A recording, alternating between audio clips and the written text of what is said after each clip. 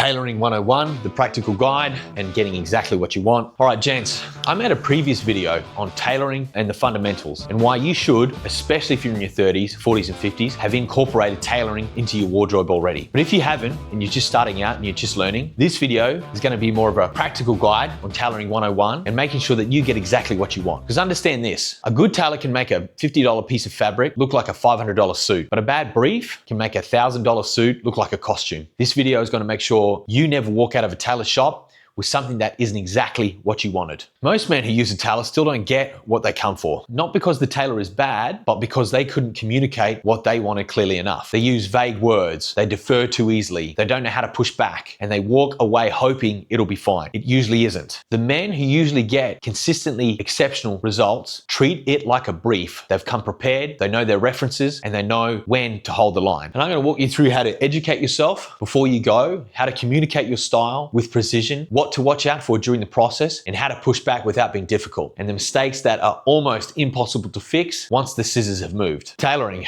101. First point, the tailor is not the creative, you are. Most men walk into a tailor shop and they outsource the entire decision. They say, make me a suit. They don't talk about the color, they don't talk about the cut, they don't talk about the flair that they want to have. They leave it to the tailor to interpret, and that's not a brief, that's a lottery. Tailor's job is to execute your vision with precision. Your job is to arrive with that vision. If you walk in without a clear idea of what you want, you'll get what the tailor thinks you want. And generally, those are two very different things. And this is the same pattern we talk about on this channel. Outsourcing your decisions, whether to the fashion industry or to the person holding your scissors. This keeps you from ever fully owning who you are and showing up as a man. So before you walk into any tailor shop, you need to do your homework. You need to build your reference file. Spend time building a visual reference. I use Pinterest. Pinterest board is my main go-to, but you can do saved Instagram posts, screenshots of men whose style you want to replicate, not mood boards, not vibes, specific images of specific garments that you want your tailor to mimic, copy, or make. You need to go into detail. We're talking lapel width, button stance, trouser break. You should point to the photo and say, this is what I want. Exactly this. A good tailor can work from an image. What they can't work from is an abstract comment like something classic but modern, but not too formal. That's just going to confuse them. And remember, if you can't show it, you can't brief it. One of the most important things you need to do before stepping into your tailor shop is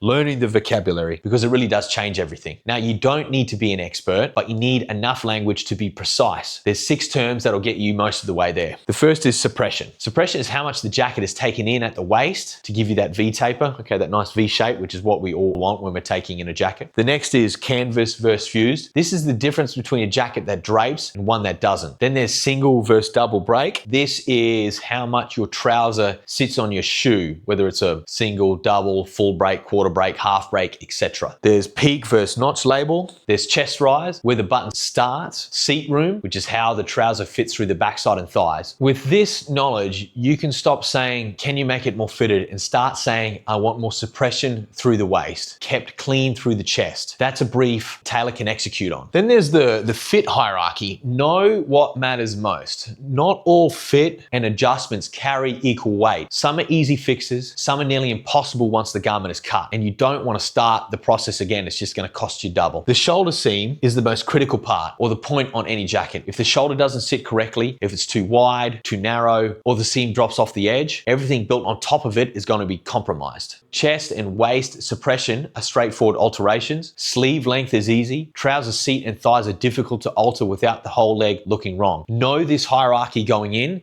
spend your energy on the shoulder, and then be exacting there above anywhere else. Now, not every tailor shop is equal, okay?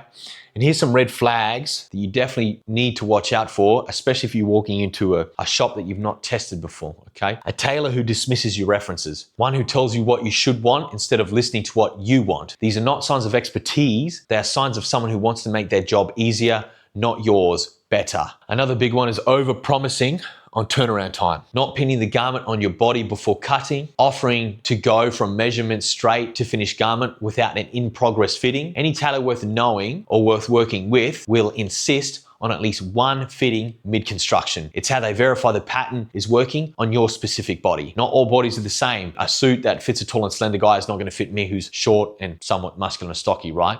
So one of the big ones is making sure that that fitting mid-construction destruction happens. And understand if they skip a step, they're gambling with your money. And if something goes wrong, at that point, your options are already limited. So, how to push back without being difficult. If something doesn't feel right during a fitting, say it immediately. Don't second guess yourself out of politeness. Don't convince yourself that you'll get used to it. The language to use, I feel there is too much room here. Can we take that in? Or this isn't sitting the way I expected. Can we look at that together? You're not criticizing their craft, you're giving them information that they need to get it right. A good tailor wants correction. They'd rather fix it in the fitting room than have you unhappy with the finished piece. A tailor who resists honest feedback is telling you something important about how the rest of the process is gonna go. Watch out for the red flags and make sure you push back when you need to. Right, so understand this, there are points of no return. What cannot be fixed once cut, okay? Some mistakes are irreversible. Shoulders cut too narrow, there's no fabric to let it out. Jacket cut too short, if the seam allowance is gone, it can't be lengthened. Pattern matching on checks or stripes, so checks and stripes, like making sure the pattern matches top to bottom. If it's cut without aligning the pattern, it will be wrong forever.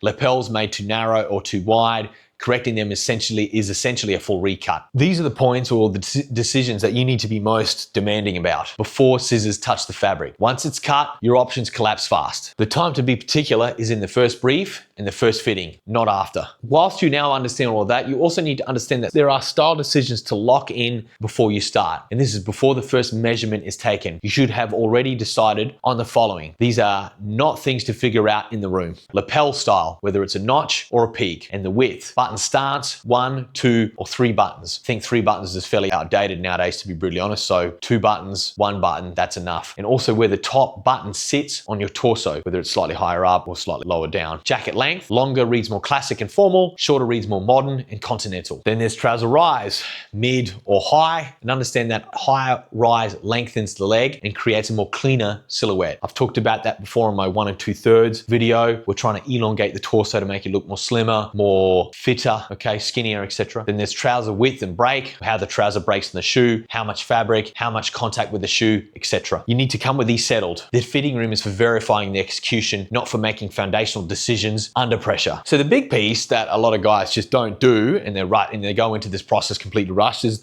they just don't educate themselves on the style that you want. Study men whose build is similar to yours, not just men who dress well generally. A silhouette that works on a lean 6'2" frame will not automatically translate to someone who's broader 5'9" or 5'10". The proportions that flatter you are specific to your body. Do a bit of research on history. Look at classic tailoring from the 50s and the 60s. It's the clearest reference for structured masculine silhouettes that have stood the test of time. Study how the jacket interacts with the trouser, study where the waist falls, study the shoulder line, etc. The more you can brief and the less you'll be at the mercy of someone else's interpretation of what actually suits you. Now, if I have to leave on one point, it's that tailoring really is an act of self-respect. And I'm gonna give you a starting point. Understand that most men never use a tailor because they think it's not for them. They think it's for someone older, someone more formal, someone with old money. That's the same conditioning we talk about on this channel. The fashion industry sells you clothes designed for an average body that doesn't exist. On the rack that's never been near your measurements and convinces you that that fit is good enough. Newsflash, it's not. Off the rack is a compromise by design. A tailored garment that fits your body communicates something that no off the rack piece ever could. That you took yourself seriously enough to get it right. That's not vanity, it's called self-possession. And gents, if you're serious about getting there, I've built a tool. It's a free tool, it's a tailoring 101 tool. It covers everything in this video and more. The full vocabulary, the questions to ask, what to demand, what to avoid, and how to walk into any tailor shop and get exactly what you came out for. It's in the link below. Grab it before the next fitting. It will change the conversation